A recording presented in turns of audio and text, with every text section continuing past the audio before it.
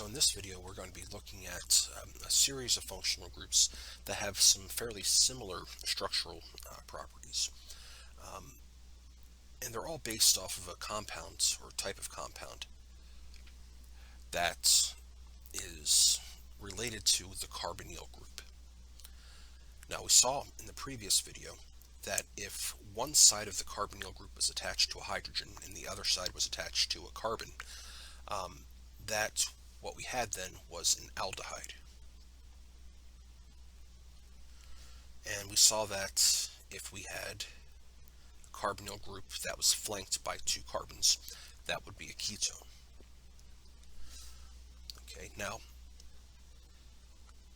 the compounds we're going to be looking at today are related to that in that they contain a carbonyl and they have one side of it attached to an R group, a carbon group. But on the other side, we can have one of three things. We can have a hydroxy group,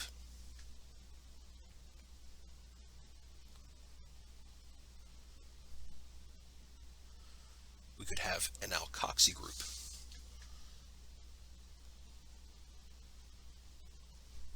and we haven't talked about these yet, but we could have an amino group. Okay, in the case of the hydroxy group, we call this a carboxylic acid. With the alkoxy group there, we call this an ester. And with the amino group, we call this an amide. Okay, and we're going to discuss these compounds now, starting off with looking at the carboxylic acid.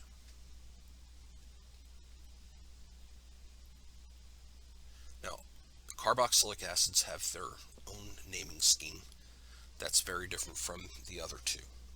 So let's start off by looking at a very simple carboxylic acid.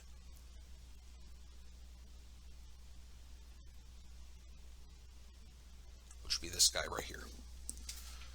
Okay, just like in all the other cases, we look at the number of carbons in the longest chain.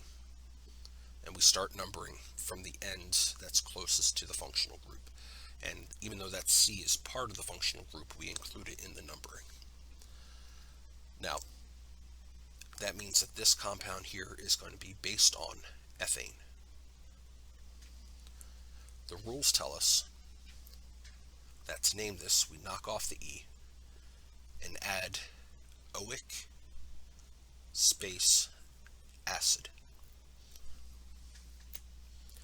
Okay, so by the rules, this would be called ethanoic acid.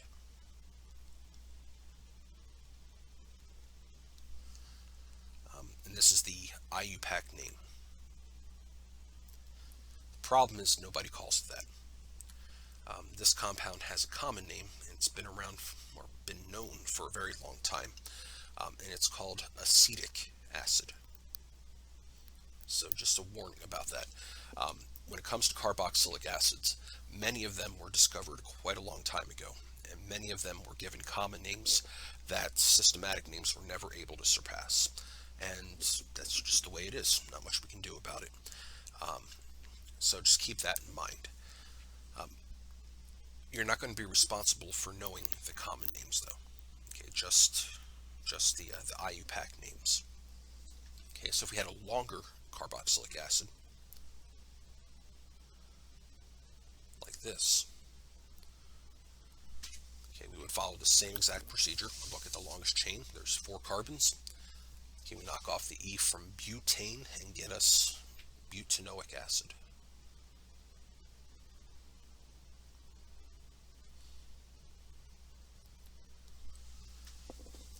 Okay, and that is the IUPAC name.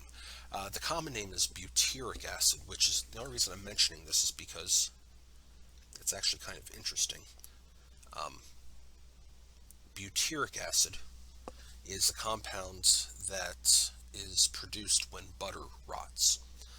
So butyric actually comes from a word for butter. So this is like butter acid, and it's It smells absolutely horrible. Very, very powerful stuff. In fact, most carboxylic acids, if they're small enough to be volatile, just stink to high heavens. Um, so that's kind of a general property of carboxylic acids. They all smell bad. Another thing I want to point out here is that a carboxylic acid has to be at the end of a molecule. There's no way you can possibly draw it so that it's in the middle of a molecule. And for that reason, we never have to worry about putting a number in for the carboxylic acid. We always start from the carboxylic acid, so it's assumed to be 1. Now, we said that previously for aldehydes as well. So you might be asking, well, what happens when we have an aldehyde and a carboxylic acid present? Well, you're going to have to wait till organic chemistry to see that, but there's definitely ways for dealing with it. Okay, now as far as carboxylic acids go in terms of properties,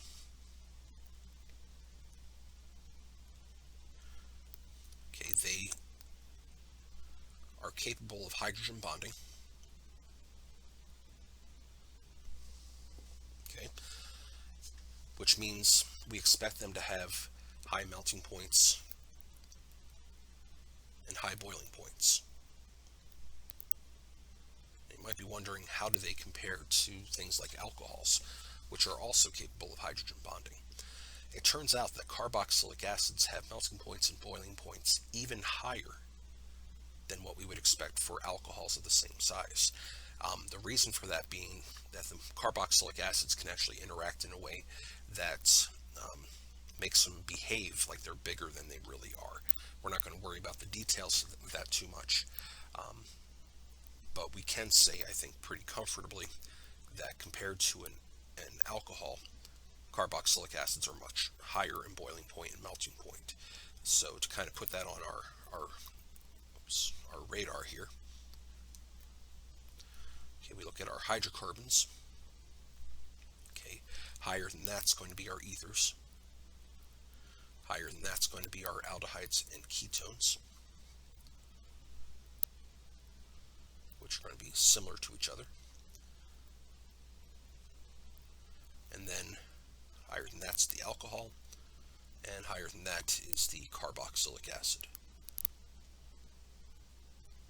which you may see written like this. It's a pretty standard way of abbreviating it.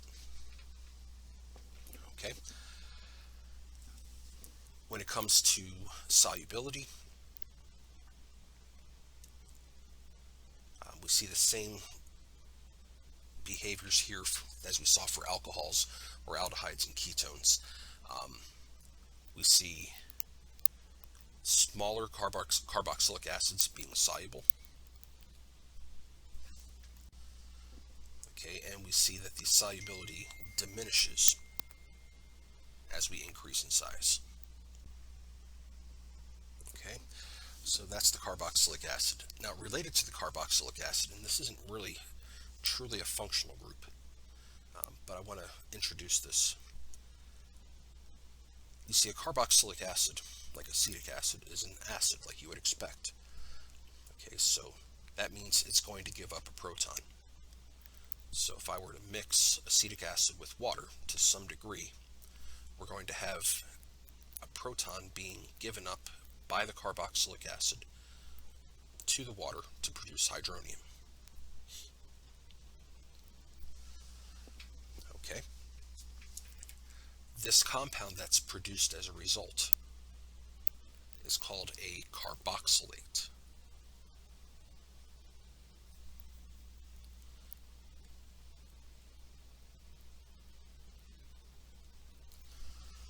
Okay, and I just want to introduce the way that we name this. If we have acetic acid as our starting acid, the way we would name the carboxylate is by knocking off the ic acid and adding ATE. So that gives us acetate. Okay, so that is what the conjugate base of a carboxylic acid would look like, and that's how we would name it. You're not responsible for naming these things, but as we get into the esters, I think you're going to see this is going to be very helpful. Alright, so looking at esters, okay, we said they have a structure that looks like this, where we have a carbonyl group and then an alkoxy group. Okay, so an example of this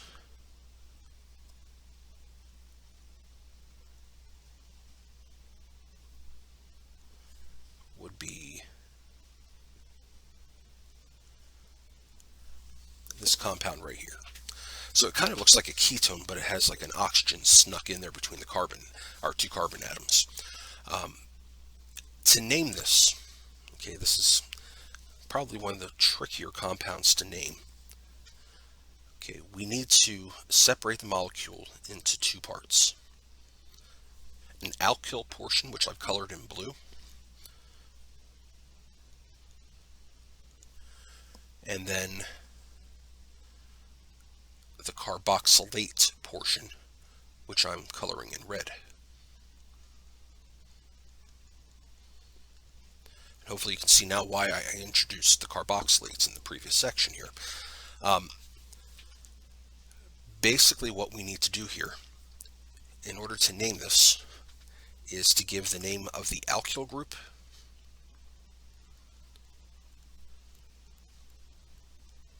followed by the name of the carboxylate. Okay, so how do we do this? Well, the alkyl group in this case is a CH3, so that's easy. That's methyl, okay, based on methane. The carboxylate is based on acetic acid. Now, I know you're not responsible for the common names, but acetic acid is just so darn common that it would be in your best interest to remember that one, if any of them. And we already said that the carboxylate's going to be called acetate. Oops.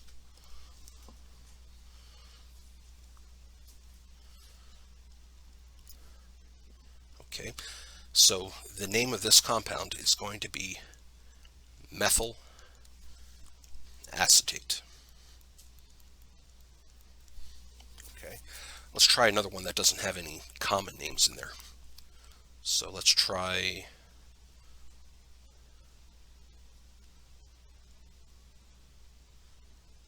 this compound right here. Okay, if you want, you can pause the video right now and take a look at it and see if you can figure it out yourself, but I'm going to start working on it right now. Okay, and again, I'm going to break the molecule up into two parts, the carboxylate portion and the alkyl portion. And you can see here, don't forget this carbon that's attached. So this is going to be a two-carbon group. We call that an ethyl group. And over here, the carboxylate's based on 1, 2, 3, 4, 4 carbons. So if it was a 4-carbon carboxylic acid, the name would be based on butane.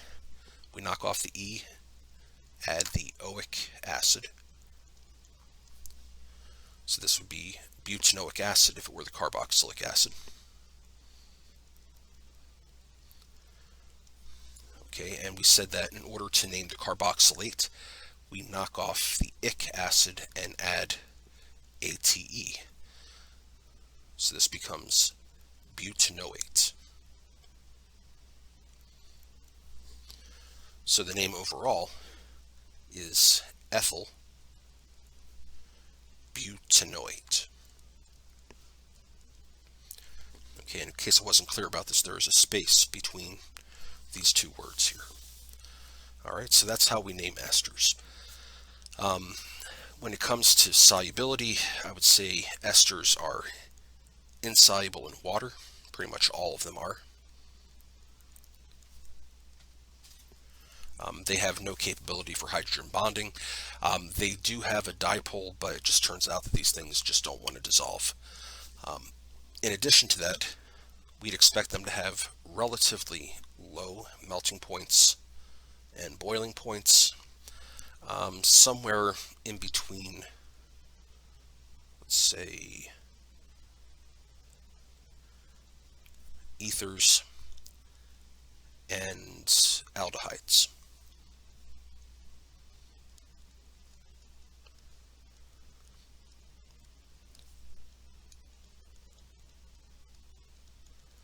Okay, so those are the properties for esters.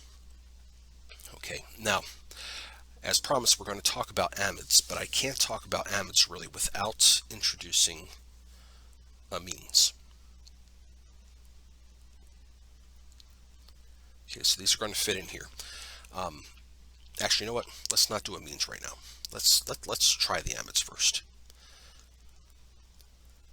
Okay, amides are going to have this general form.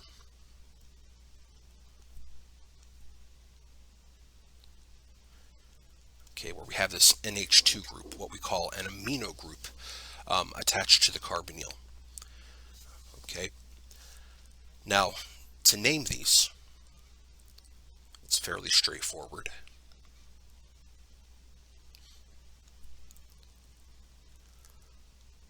So let's say that we have this amide right here. We have 2 carbons, so it's based on ethane.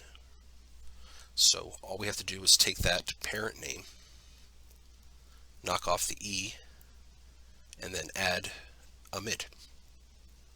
Just that easy. So this is ethanamide. Okay, or we could have something a little bit more complicated.